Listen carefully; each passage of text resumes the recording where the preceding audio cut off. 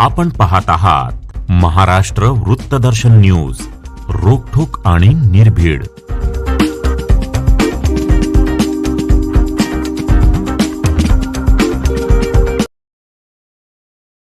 लोकशाहीर अण्णाभाऊ साठे यांची 106वी जयंती मिरजेत मोठ्या उत्साहात साजरी करण्यात आली. Republican party of India Athawale पक्ष आणि डॉक्टर बाबासाहेब आंबेडकर पुतळा दक्षता समितीच्या वतीने लोकशाहीर अण्णाभाऊ साठे यांच्या पुतळ्यास पुष्पहार अर्पण करून त्यांना अभिवादन करण्यात आले.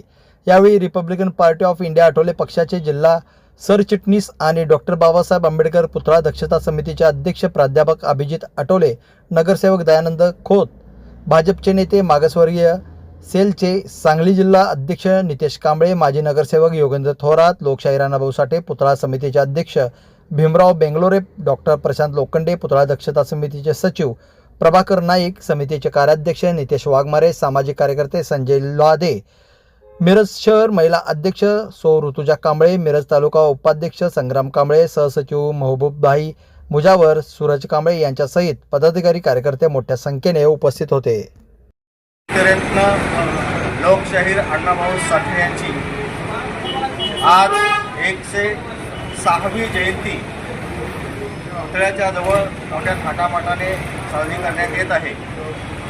अण्णाभाऊंना अभिवादन करण्यासाठी Republican party of India Sangli जिल्हा चे पदाधिकारी, त्याचबरोबर डॉक्टर बाबासाहेब पुतळा दक्षता समितीचे कार्यकर्ते भाऊंना अभिवादन करण्यासाठी, त्यांच्या पुतळ्याला पुष्पहार अर्पण करण्यासाठी या ठिकाणी आम्ही जमलेलो आहोत.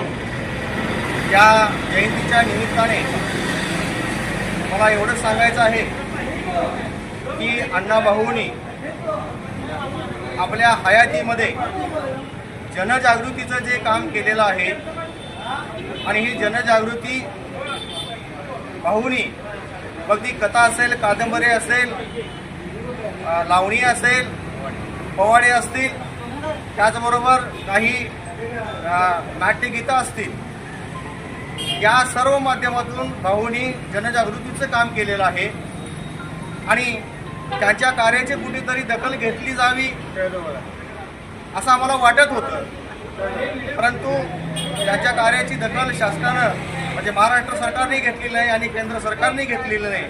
म्हणून Republican party of India Athawale Sangli जिल्हा आणि डॉक्टर बाबासाहेब पुतळा दक्षता समितीचे संपूर्ण कार्यकारिणी यांच्या वतीने आम्ही दोन्ही सरकारला एवढीच विनंती करतोय, मरणोत्तर का होईना परंतु अण्णाभाऊ यांना भारतरत्न हा पुरस्कार देण्यात यावा आणि येणाऱ्या नजीकच्या काळामध्ये पर्यंत जर हे असा अल्टिमेट समजा की 3-4 महिन्यामध्ये अण्णाभाऊंना भारतरत्न पुरस्कार मिळालाच पाहिजे आणि जर त्याची दखल नाही घेतली गेली तर आम्ही रस्त्यावरती उतरून अण्णाभाऊंना भारतरत्न पुरस्कार दिला गेला पाहिजे. त्यासाठी आम्ही हट्ट करणार, धरणे धरणार, आंदोलने करणार, मोर्चा काढणार. जोपर्यंत अण्णाभाऊंना भारतरत्न पुरस्कार मिळत नाही तोपर्यंत आम्ही पाठीमागे हटणार नाही.